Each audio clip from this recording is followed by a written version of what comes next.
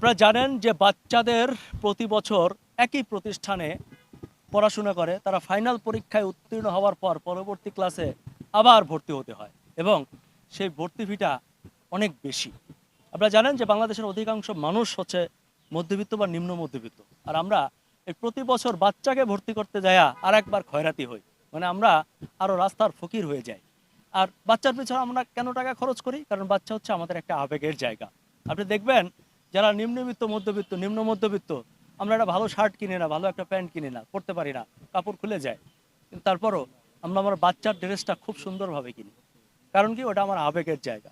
আপনি দেখেন, আপনি দুপুরে একবেলা খান নাই, রাস্তায় বের হয়েছেন, আপনার বাচ্চা যদি ফোন করে যে বাবা টাকা লাগবে, আপনি কিন্তু ওটা দিবেন। প্রয়োজনে আরও যদি 2 দিন না খায় থাকবেন, বাচ্চা টাকাটা দিবেন না?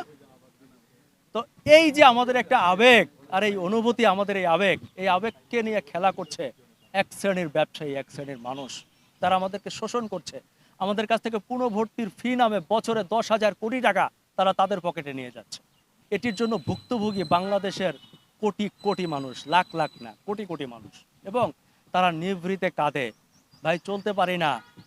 হ্যাঁ, সন্তানদের মায়েরা দেখবেন যে কিভাবে স্কুলের সামনে বসে থাকে, তাদের মুখের দিকে যদি আপনি তাকালে বোঝা যায় যে এরা খাওয়া দাওয়াটা, বাজারঘাটটা ঠিকমতো করতে পারে না।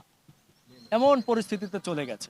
এই যে চলে গেছে, এটার মূল কারণ হচ্ছে যে পুনর্ভর্তি ফি, যে 10,000 কোটি টাকা, এটা একটা গলার বোঝা। শুধু এখানেই না, আরও সমস্যা আছে। যেমন দেখবেন অনেক মায়েরা আমাকে বলে যে ভাই, আমার বাচ্চাটা এই স্কুলেই টিউশন পড়াইতে হয়, অমুক স্যারের কাছেই পড়াইতে হয়, তা না হলে সে ফাইনাল পরীক্ষায় মার্কস কম পায়। এরপরে আমার বাচ্চাটা ভর্তি করাবো, তার রিলেশন ফি, বিল্ডিং ফি, অমুক ফি, তমুক ফি, এরকম হাজারো ফি দিতে হয়। মোট কথা হচ্ছে কি, একটা পরিবার একেবারে নিঃশেষ হয়ে যায়। সেই জন্য বাংলাদেশ আইন অধিকার এইডের পক্ষ থেকে গত 25/1/2026 তারিখে জনস্বার্থে হাইকোর্টে একটি রিট পিটিশন করেছিলাম, যেখানে আমরা বলেছিলাম যে পুনর্ভর্তির ফি বন্ধ করার আদেশ প্রদান করতে হবে এবং আমাদের এই পুনর্ভর্তি ফি বন্ধ করলেই চলবে না, এটি যাতে পার্মানেন্টলি কার্যকরী হয় সেটার জন্য একটা মনিটরিং সেল করতে হবে। সেখানে আমরা এই রিটে বিবাদী করেছিলাম শিক্ষা মন্ত্রণালয়ের সচিব, সহকারী সচিব, উপসচিব, প্রাথমিক ও গণশিক্ষা মন্ত্রণালয় এবং মাধ্যমিক ও উচ্চ মাধ্যমিক শিক্ষা বোর্ডের পরিচালক যারা আছেন সবাইকে।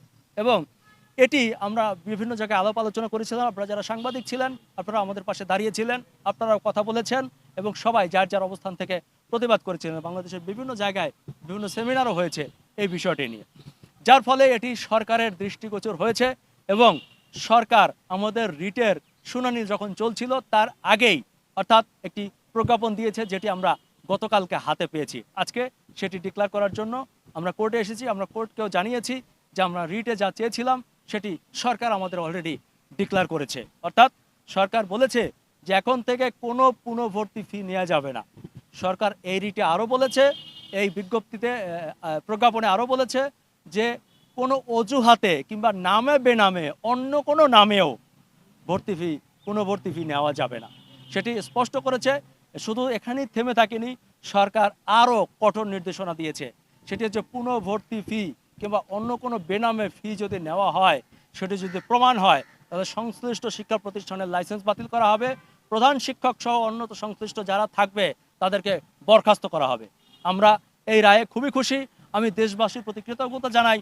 আমরা রিট করার পর থেকে আপনারা সবাই আমাদের সাথে ছিলেন, সবাই আমাদের জন্য দোয়া করেছেন এবং আপনাদের দোয়ায় ইনশাল্লাহ আমরা এটি বাংলাদেশে বাস্তবায়ন করব।